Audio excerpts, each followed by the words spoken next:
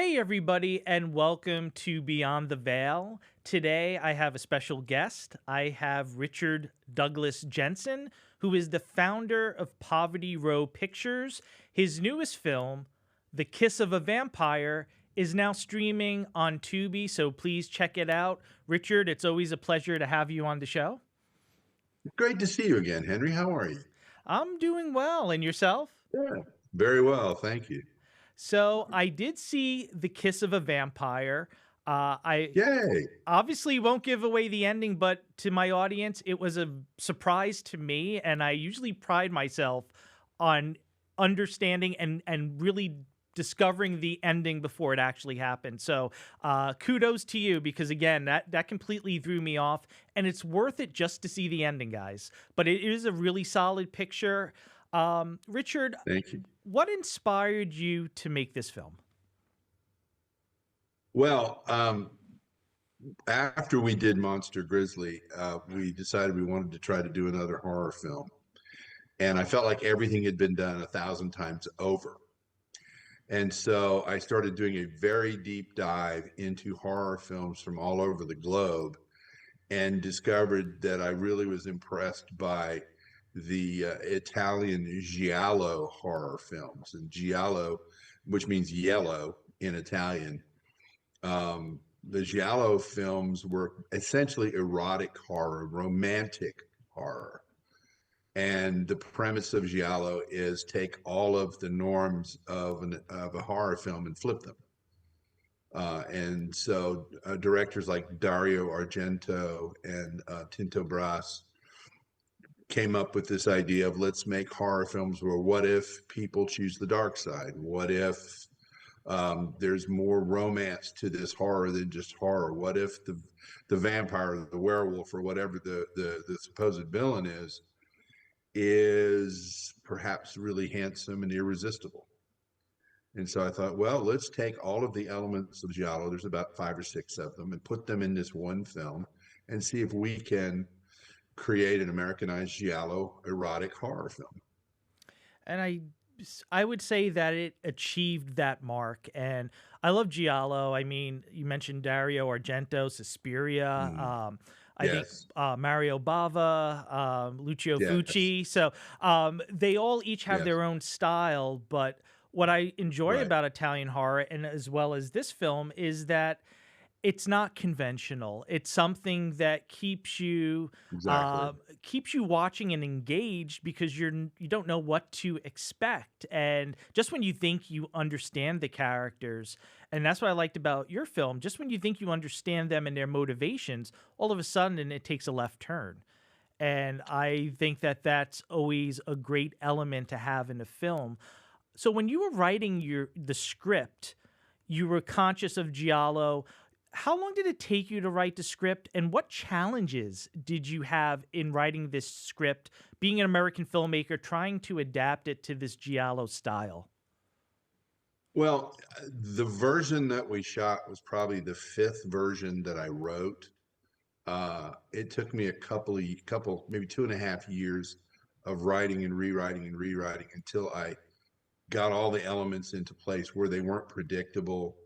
And I had cited the story in one place and then didn't like it. Then I wrote another draft where I cited it in another place. And then finally I decided, let's do it in someplace totally unexpected. Like let's shoot it and it take place in Appalachia in this isolated village. I'm very intrigued by location as a character. And that came about from my increasing love of Icelandic movies and Icelandic television shows, which came about because HBO built a studio there for Game of Thrones. And before that, there was no Icelandic film industry. And in every Icelandic film or television show, the isolation and the weather are a character. I did that in Monster Mhm. Grizzly. And in this time, I wanted to, what if this is just a tiny village of people as Wessex says, they're just sitting around, waiting for the sweet kiss of death. And so I thought this would be a really cool way to do it. and the writing and the rewriting was trying to get that essence of the giallo just right. It's hard because I'm not Italian and I don't play one on TV, so I had to really work to find a way to have that ethos in there Mhm. without messing it up. You mentioned something important. You mentioned about Appalachia, and there's a lot of legends and lore. So another aspect of your film is that folk type of horror, and I think of like Children of the Corn. It's very similar. Has that Right. folk type of aspect. Was that something you were conscious of, or did that just happen as a happy accident because you fall in love with certain scenery? It was a happy accident. It was one of those things where it wasn't until I got done writing it and several people that had read the script for me were mentioning those Appalachian Children of the Corn type of shows and movies that brought about that type of horror, and that's when I was like, oh, okay, I think I may have hit something. You know, I noticed that you have a lot of the same actors in your film, so it reminds me of excuse me. like a theatrical troupe. You have an ensemble that you Yeah, tend to use in your films. Do you write specifically for these actors in mind, or are you just I creating characters I and do. whoever? Okay. Yeah, I do actually. I started out not doing that, and over time, I came to realize that I could rely on certain actors to do their parts, and so actors like Mary Seening, and of course Michael V. Jordan and Sephora Burnett, who was in Monster Grizzly and plays the lead in this. And I'm kind of like, the old timey filmmakers. If I find somebody that I like to work with and I can trust to show up and be ready, I prefer to just use them over and over and over. The great find for me was, of course, Bambi Everson, It is not a sickness at all. Perhaps a gift. who, Mhm. as the witch, there's just so much history behind that. Her dad, William K. Everson, the film scholar, was the one who inspired me to get into movies and Mhm. through all of his books. And when I was casting the part, she submitted, a self tape, and I cast her. And then during a conversation, she mentioned my father this, my father that, and I was like, "Tell me your father is not William K. Everson." And she was like, "Yes, he is." And I was like, Wow. "Oh my God, 'Cause that's the man who inspired all of this." That's why there's the dedication at the end of the film. and I remember the last time I interviewed you, you mentioned him, so that must have been Mm. pretty exciting. Did she tell you any memorable stories about her father that really stuck with you? I suggest to you, as the greatest joy of your life is to have her on your show one day, Okay. because the tales that she can tell of the people that were around her with when she was growing up around her father, the epic legends of cinema. Wow. And we were on set for several weeks, and when we had a down moment, we would tell dueling stories of famous people we worked with during our Hollywood days. And it was hysterical how many people we both encountered. It was just wonderful. She's an absolute delight. Probably, I jokingly told her, I refer to her as the legendary Bambi Everson, and she says I'm not legendary, and I'm like, only because no one has written the book. um, she's been around forever as a New York playwright and actress, and just an incredible talent and a story. You would just love it. You would Yeah, love it. I'll definitely send me her email. I would love to reach out to her. Absolutely. Thank you. Yeah, absolutely. And she's based in New York, so Yeah, maybe she'd want to come into the studio. That would be pretty cool. I'm sure she would. Yeah, she's wonderful. Well, that's Yeah, so great. I've cast her. I've got her tentatively cast in my next two films, and we'll always have a place for Bambi because of the shared history, but also because she's flat out one of the best actresses I've ever seen in my life. Absolutely. That certainly helps when you're casting. You want the best Yes. talent, and when you Yes. find that, and then you find a kindred spirit, somebody who you can work off of. Um, in Right. regards to We were that, on it. mhm. Go, I'm sorry. Go ahead. Oh, no, I was going to say with being an artist, Did she ever give like her feedback on her character, and did you Oh have a yeah, give and take? absolutely.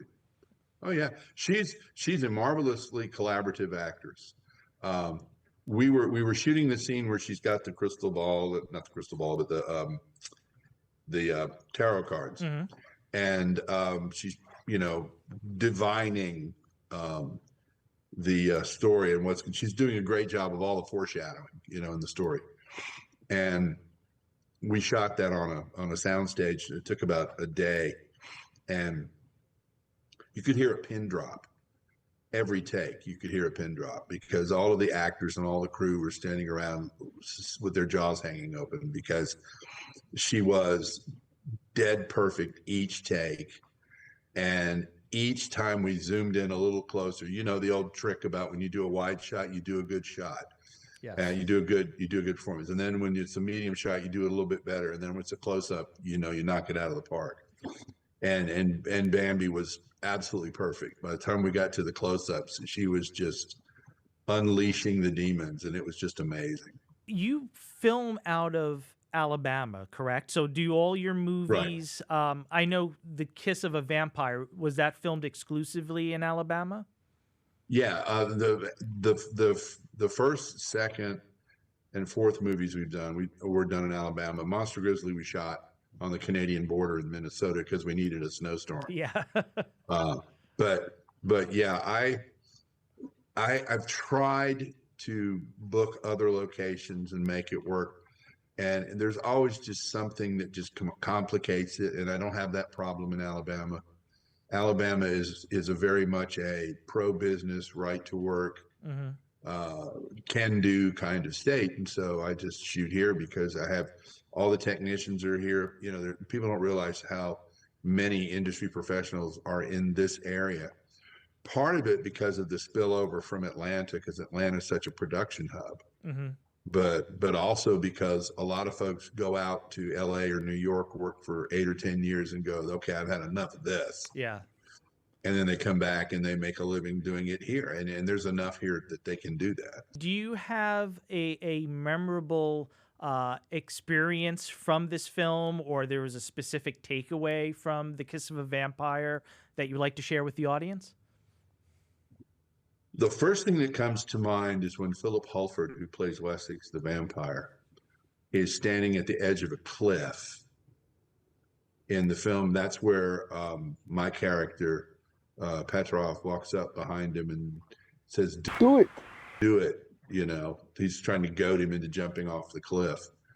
And Wessex says, You know it won't work. I cannot die. it won't work. I can't die. And we were standing literally at the top of, probably 8-story cliff. And I had my safety harness on, and I look and I realize Philip does not have his safety harness on Oh boy.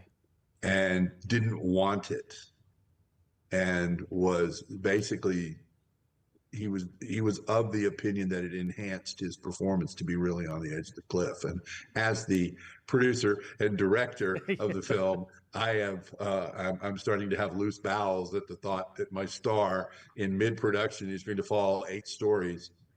And he's a motion capture actor a lot of times, and he's done a lot of big productions for like Tom Cruise and things like that. Hmm.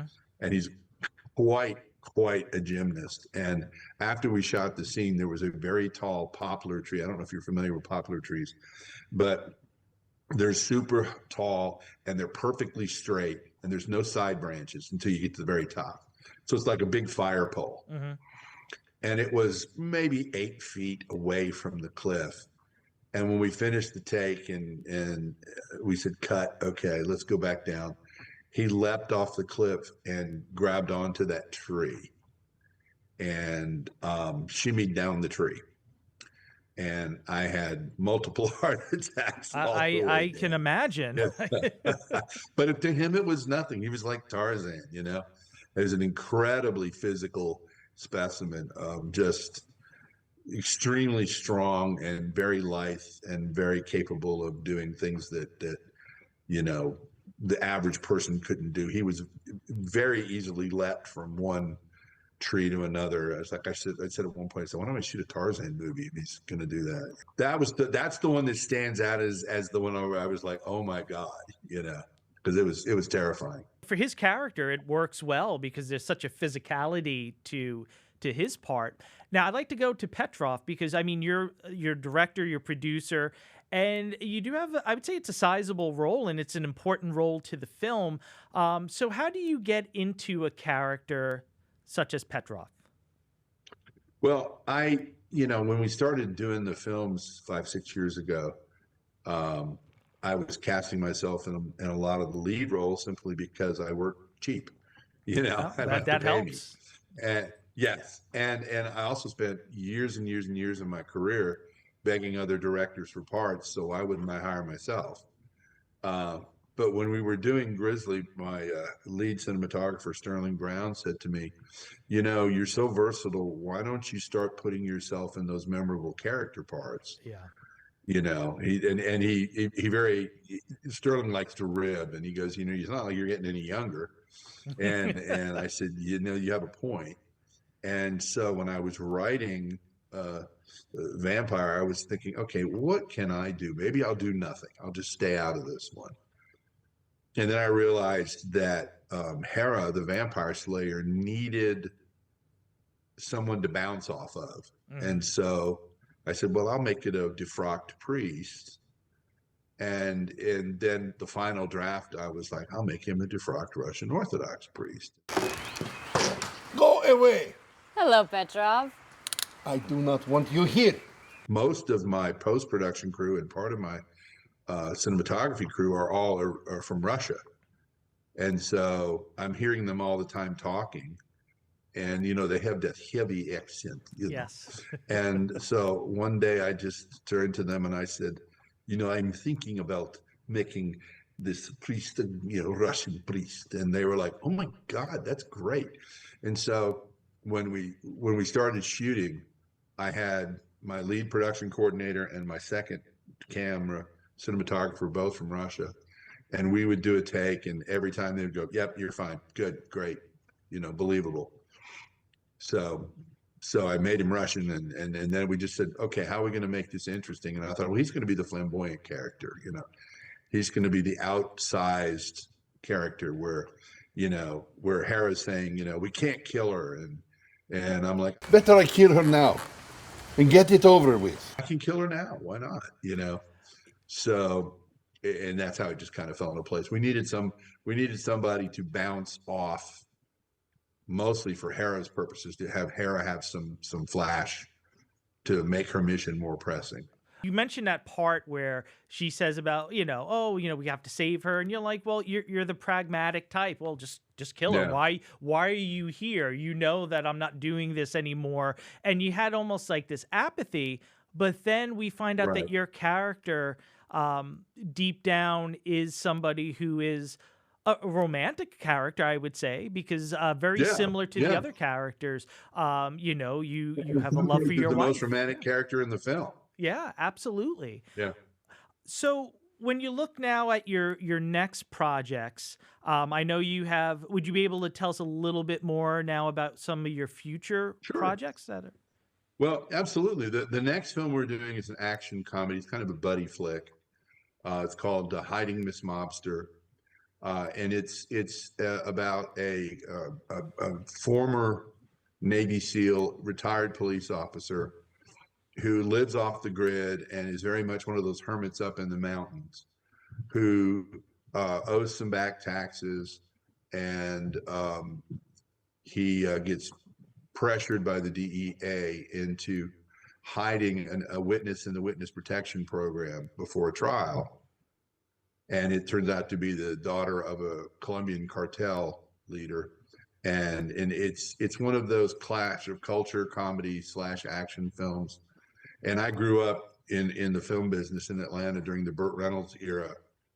So it's kind of a car chase movie, action film, kind of like the Rush Hours and the Lethal Weapon kind of films. A little bit of Smokey and the Bandit. Yep. A little bit of Smokey and the Bandit thrown in there. Yeah. Yeah.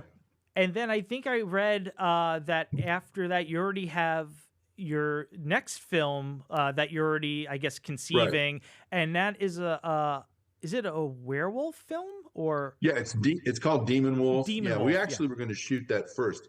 We were actually going to be shooting that right now. And we were all geared up, had all our pre-production done to shoot it this summer. And then we had some massive problems with locations. It's really getting hard to find places to shoot Westerns now. And it's a Western werewolf film. And we had a location set up in Nebraska, negotiated for months. Contract negotiations fell apart at the last minute.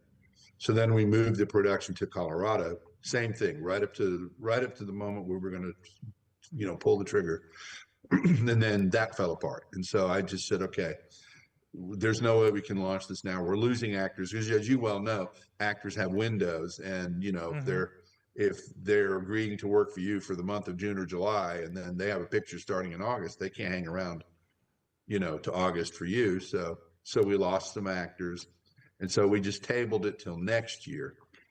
And we already had Hiding Miss Mobster in the queue. So we just ramped that up to shoot this fall here in Alabama. We're going to move into something a little bit fun. So still wearing your producer's hat, I'm going to read you 3 pitches, and I want you to pick out your favorite one. So I think this is a little bit fun. I'm looking forward to this. When you mentioned this, I thought, oh, this is interesting. The first pitch, the title is She For Real? It's a found footage horror film that tells the story of Britt, a young woman who believes she is the reincarnation of the Bride of Frankenstein. She commits herself to a mental health facility for fear that she will go on a monstrous killing spree. However, weird things start to happen that cannot be explained by her therapist, who starts to question if her outlandish claims are true. So that's the first one. Next one, You're asking me to remember all 3 of these. Okay, I know this will be fun. Okay. That's a hard one, but I should have told you to have a paper and pen to write some notes down. Okay. Yes, you're right. Let me do that because I'm gonna fall apart. Oh, really? Here. Okay, yeah, that's cool. Yeah, that's it. All right. So far, I'm good. Okay. So tell me when you're ready for the next pitch. I'm ready. Okay. I'm ready. So the next title is The Days and Nights of a Zombie Slayer. Stryker, an aspiring zombie slayer, believes that a zombie apocalypse is near and begins to keep a digital diary where he shares his theories, training sequences, and his lost love he believes was abducted by a horde of zombies during a picnic near a cemetery. What starts off as a seemingly delusional tale quickly changes when rotting corpses are found lying outside of their graves. Okay, that's the second. And then the third. It's called Firefly Park Tape. So it's another found footage. Alice and Davy find an SD card while strolling in Firefly Park. After viewing its contents, they find disturbing images of a lizard-looking being stalking young couples. Their research brings them down a rabbit hole filled with conspiracies, cryptids, and sacrificial offerings. The question that remains is if they are next in this nefarious reality. So just to go over, Is She For Real? That is the found footage where Britt commits herself. She thinks she's the Bride of Frankenstein. Weird things start happening in the mental institution. The next is The Days and Nights of a Zombie Slayer. We have Stryker. He is an aspiring zombie slayer. There's no signs of zombie, but he has these theories, these, I guess you want to say conspiracies. And then all of a sudden things start to happen. So is he crazy or not? Maybe not. And then we have the Firefly Park tapes where they find an SD card, play it out of curiosity, find some really weird images. Is it real? Is it not? You'll find out at the end of the film. So with those 3, which one, as a producer, which one do you like the best? Or none of them? Well, actually, this probably would be, everybody's going to go, he's a kiss ass. I kind of like all 3 for different reasons. You've got Is She For Real, which is very much a throwback to the old Universal horror. You've got the Days and Nights of Zombie Slayer, which is kind of like the modern, Blade kind of film. And then you've got the SD card story, which is very modern. I think if I were having to put money in one of them, I would tend to go with the bride of, is she for real, the Bride of Frankenstein thing, simply because you're getting an opportunity to highlight a female talent, and that's and the problem with horror films is female talents are almost always slashed and chewed up and Yes. blown up, and it's like the Pearl movies that came out where the lead characters are female. It makes for very watchable horror. So I think if someone were saying, okay, you're going to commit your money to this, that one would be at the top of the list. I would be interested in the Days and Nights of the Zombie Slayer, especially if it were a teenager who was being, disbelieved and ridiculed by his classmates and friends and tisped by his parents, only to discover that he's right. And I'm thinking in terms of something like Blue Velvet with Dennis Hopper and Kyle MacLachlan. What kind of beer do you like? Heineken, Pabst Blue Ribbon. Yes, great movie. And I think what was the title of the SD card one? Firefly. Oh, it's Firefly Park Tapes. Park Tapes. Okay, Park Tapes. Or I should say SD card, because it's not a tape, but. Yeah. I like that one too, and I like it. I would consider that one if it was kind of college students, attractive college students, so that it played kind of like the Stranger Things kind of concept with college age kids, so that there could be a little bit more mature repartee between them. And the reason I think that way is because 73% of people who watch movies on streaming set their content to mature, and they only want to see movies that are rated M. So I would want to make sure that 73% of the streaming audience was actually watching it. But yeah, I think all three are good. I think if I were at first blush, I would say Is She For Real would be the one that I would probably go for first. And that's ironic, because that's the one that took me the longest. I actually thought about that one. The other two I came up with today, so I was trying to think of something. And I tend to watch a lot of horror films too, so I'm definitely inspired by a lot. Excuse me, I love found footage, because I feel like that's something that if you're a new filmmaker, that's something that you can be really creative with. You can just use your cell phone if you want.